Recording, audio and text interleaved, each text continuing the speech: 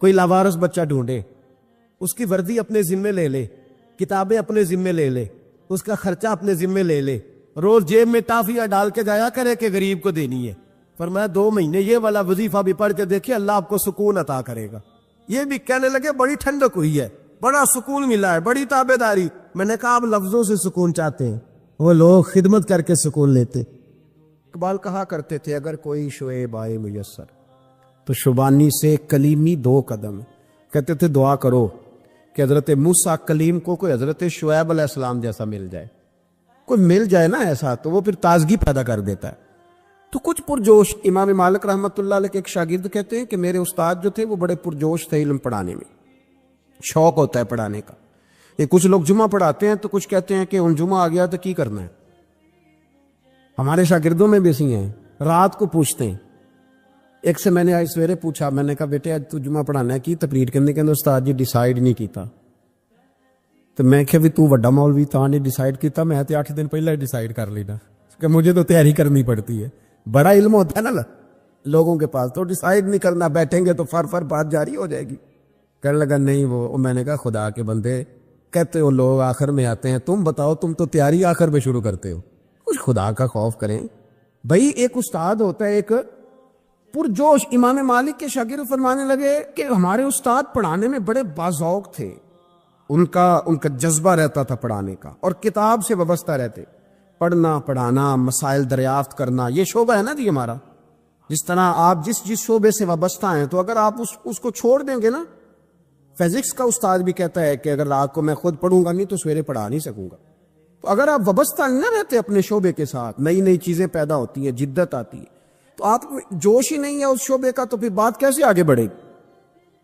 تو کہتے ہیں امام مالک بڑے جب بیمار ہو گئے شدید، تو شاگرد کہتے ہیں میں تیمارداری کرنے گیا، تو میں نے جب دیکھا تو مجھے چہرہ دیکھ کے سمجھ آئی کہ امام مالک کا آخری وقت ہے، بڑے کمزور ہو گئے، اور معدے میں اور پیٹ میں اتنی تکلیف تھی کہ انہیں دودھ پلایا جا رہا تھا چمچ کے ساتھ، پیالے کے ساتھ، صرف دودھ پی سکتے تھے، کمزور ہو گئے۔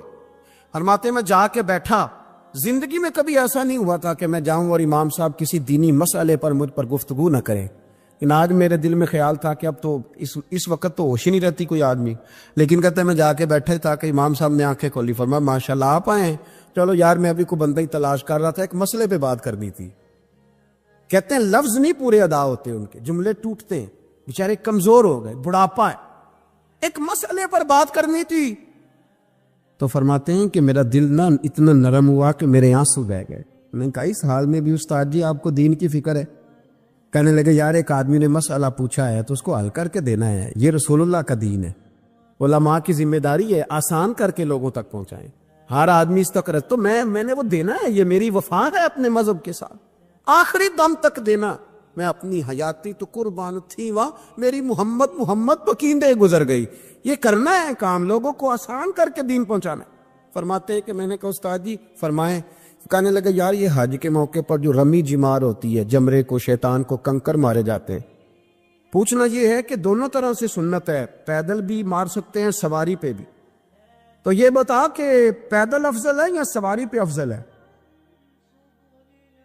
تو کہتے ہیں میں نے کہا استاد جی میرا خیال ہے پیدل افضل ہے، لوگوں کو تکلیف کم ہوگی۔ تو کہنے لگے نہیں تو نے غلط کہا ہے، کھانا نہیں کھایا جا رہا، لیکن اب استاد ہیں تو جوش کتنا ہے۔ فرمانے لگے تو نے غلط کہا۔ کہتے ہیں میں نے کہا پھر استاد جی سواری پہ افضل ہے اگر پیدل افضل نہیں؟ کہنے لگے نہیں تو نے پھر بھی غلط ہی کہا ہے۔ کہتے ہیں میں نے کہا حضور دونوں طرح غلط ہے تو صحیح کیسے ہے؟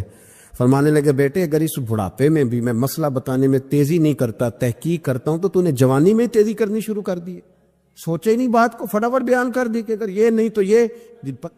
حکمت والا ہے، اس کو سمجھنا پڑتا ہے، حکمت کے ساتھ پھیلتا ہے۔ کہتے میں نے کہا استاد جی حکم کریں پھر آپ بتائیں کیسے افضل ہے؟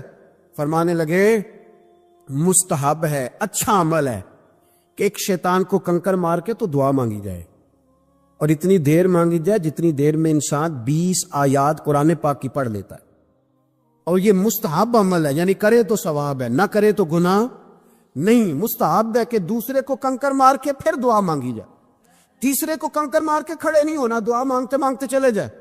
تو فرمانے لگے مسئلہ سن، جس نے چونکہ مستحب ہے مانگے چاہے نہ مانگے، تو جس نے تو کنکر مار کے دعا مانگنی ہے نا، اس کے لیے افضل یہ ہے کہ وہ پیدل کنکر مارے، اور جس کا ارادہ دعا مانگنے کا نہیں نا، اس کے لیے افضل یہ ہے کہ وہ سواری پہ بیٹھ کے کنکر مارے۔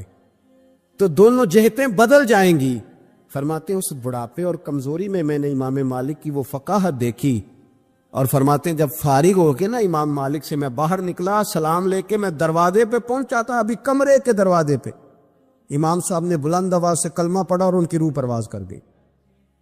بلند آواز سے کلمہ پڑھا، روح پرواز کر گئی۔ اتنا دین کا جذبہ، شوق، اتنا طبیعت کے اندر درد دین کے لیے کہ آخری وقت تک مسائل دین میں غوطہ زنی کس طرح کر کے امت کو آسان دین پہنچایا۔ اگر چاہتے ہو کہ زندگی میں اطمینان ملے تو خدا را حقیقت پسندوں والی زندگی گزارو۔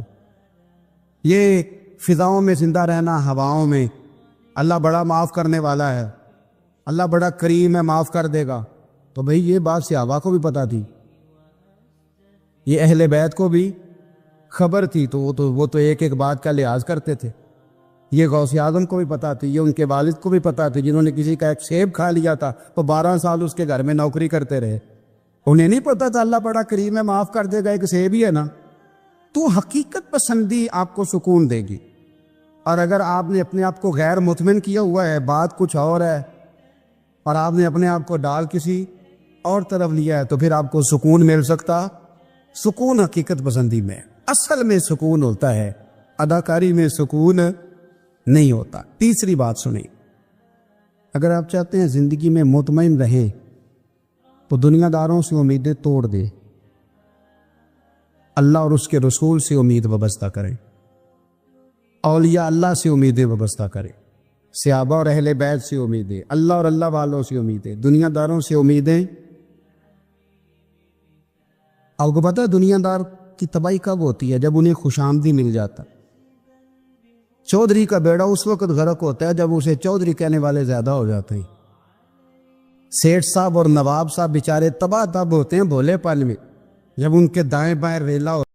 سونا موڑا آمد تیرا یار پی ساری جان اپنی گل کرے گا رب کی بولی بول سن کے مٹھڑے بول دیڑیو من میرا پیا ڈول من میرا پیا ڈول ہاتھ بلند کر کے تیریاں کیا باتاں تیریاں کیا باتاں تیریاں کیا